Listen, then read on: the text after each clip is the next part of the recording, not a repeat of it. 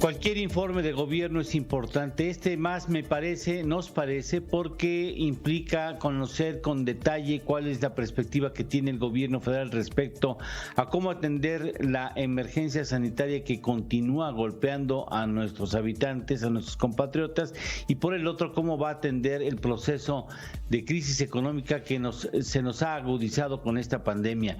Ernesto Félix Santoscoy, muy buenos días, Ernesto. Eduardo, ¿cómo estás? Muy buenos días. Tu punto de vista de este segundo año de gobierno. Muy bien.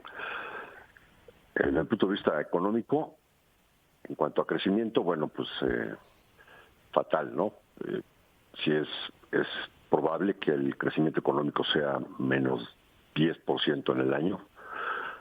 Acabamos de calcular con nuestro indicador, Iván, cuánto podría haber sido la caída del IGAE, que es el PIB mensual, para el mes de julio, y todavía andamos en una cifra del 12% anual de caída, ¿no? O sea, todavía arriba de ese 10% que se estima para todo el año. Desde el punto de vista de empleo, bueno, pues sí hay 1.2 millones de empleos perdidos en relación a noviembre en la economía formal, aunque empieza a haber cifras positivas en los números del IMSS mensuales, pues sigue habiendo todavía una pérdida de empleos muy fuerte. Desde el punto de vista de inflación, nos parece que la inflación pues ha sido baja, ¿no? Aunque hoy estamos en la rayita, en 3.99, en cuanto a el máximo tolerable para la meta del Banco de México, que es 4%.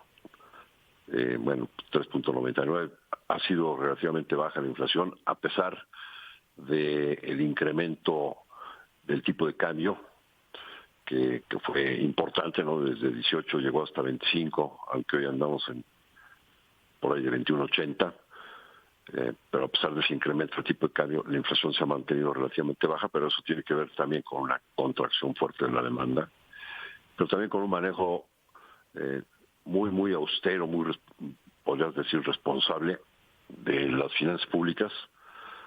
Pues es tan importante el recorte del gasto que hasta se vuelve irresponsable, ¿no? Porque pues ha habido crisis de medicinas y en muchas dependencias pues faltan los recursos suficientes para que el Estado pueda operar.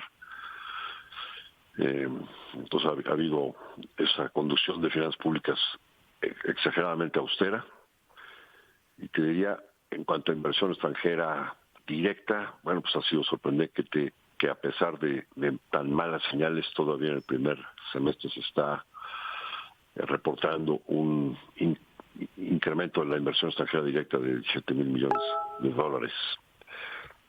Bueno, pues hay sus aspectos que no son tan negativos en relación a los del crecimiento y del empleo, que esos sí son francamente muy negativos.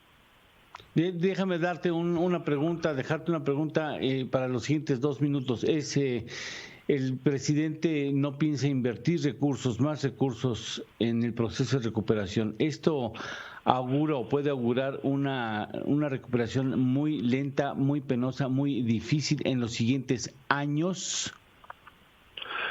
Sí, definitivamente. La ausencia de una política fiscal que ayude a la menor destrucción de la infraestructura económica, de la capacidad instalada en nuestra economía, sí puede tener costos importantes en el crecimiento futuro.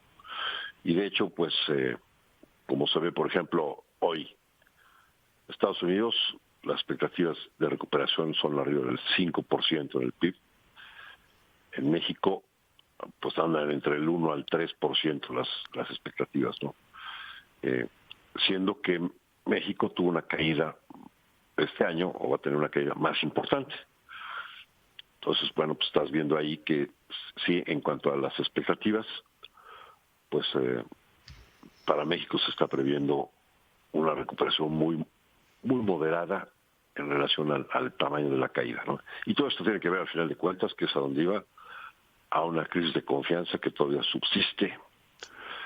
Todavía no vemos un plan económico de recuperación, todavía no vemos que se extienda la mano al sector privado en proyectos de infraestructura y de energía.